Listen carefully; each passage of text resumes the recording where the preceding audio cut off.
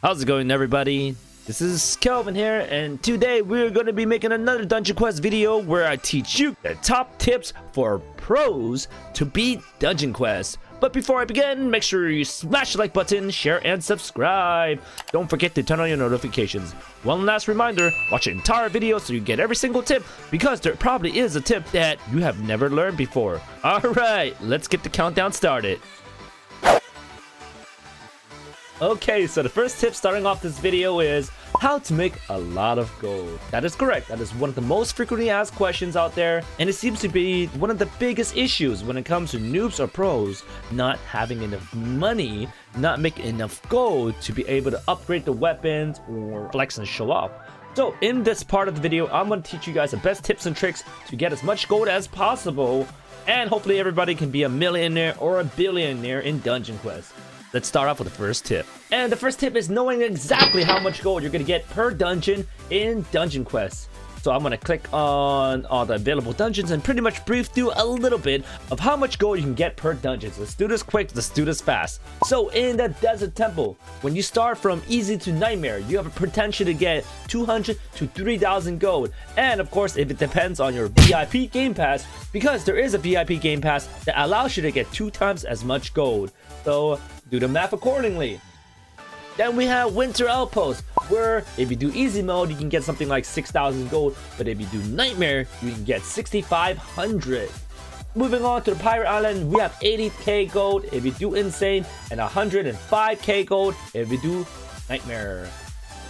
Then comes King's Castle. When you finish the dungeon, you can get 185k gold in insane and 250k gold in nightmare. And the big bada boing, the most important one, because a lot of you pros out there are still lacking so much gold. This is the jackpot, guys.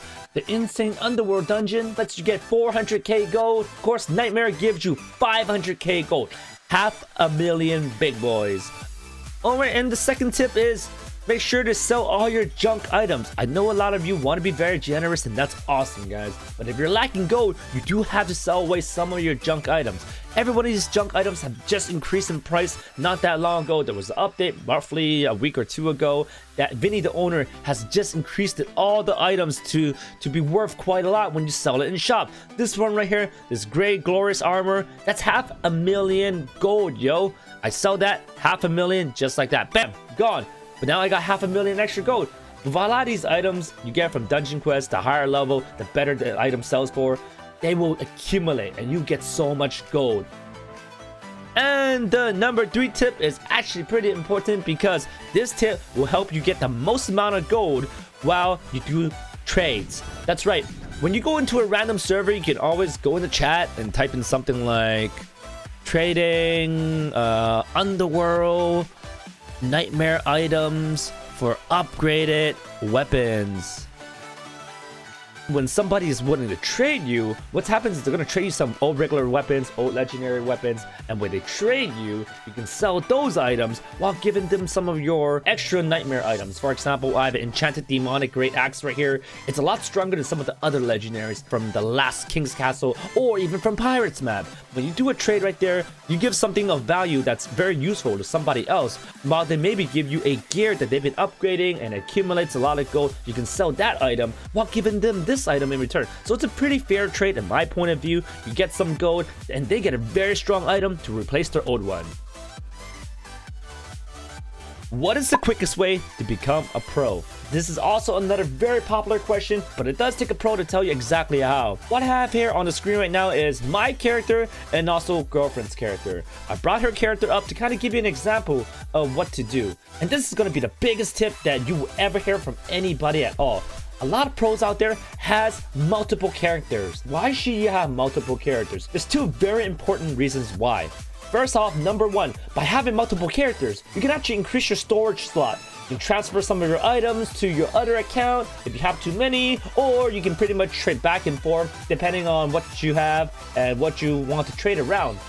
And the second reason why you would want to have a second character to make you become a pro as quick as possible is by having 2 characters. You can actually do dungeons with both characters and get twice the loot, and always be as efficient as possible when it comes to finishing each dungeon.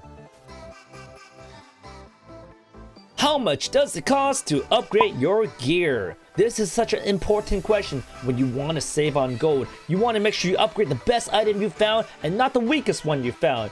And even though I have covered this topic once before in a video that I have made, there is actually an easier way to do it. There is a calculator that has been released by Dungeon Quest fans to make your upgrading life that much easier. And I'm going to show you guys in this video.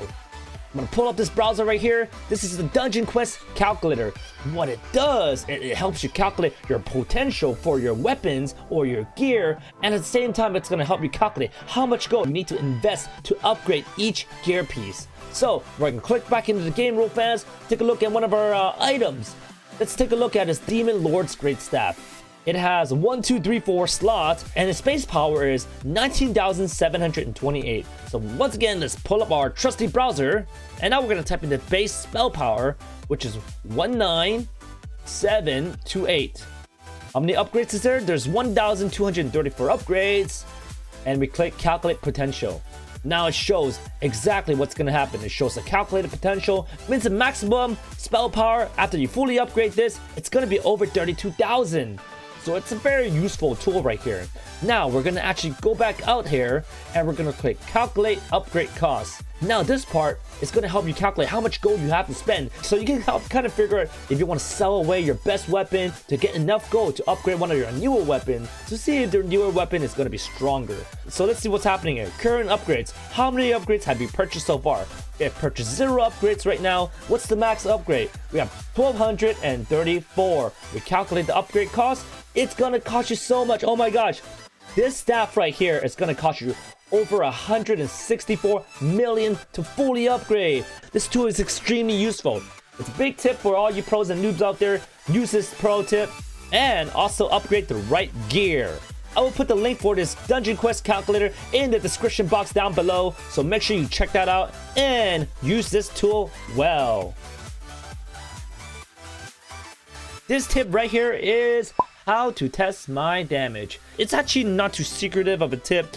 A few of you might have encountered this by accident, and what I'm going to do here is kind of remind you guys of this specific tip so you don't get hindered when you're not able to test out your damage. Okay, so let's hop down here.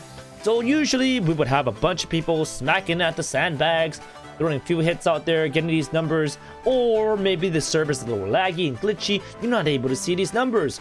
What you can do is actually go to the other NPCs, go to the right, go to the left. You can come to the seller shop, throw a few hits on him and test your damage here. Or you can go to the upgrade shop and throw a few hits on this blacksmith right here and test out your damage.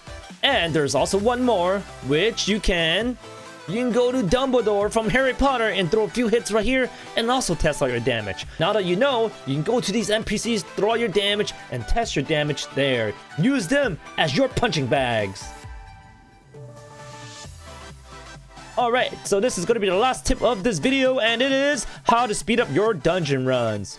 This tip specifically isn't super easy to do because it requires more than one person. It requires a team to make your runs very speedy, very quick. You never want to bring more than 5 people if you want to get a speed run done, because what happens is the more people you bring into the dungeon, the harder it is. And of course, the classes you want to bring are very simple. You want to bring a healer, you want to bring damage dealers, you want to bring a tank when it comes to certain maps as well. Some maps don't require a tank, some maps do require a tank.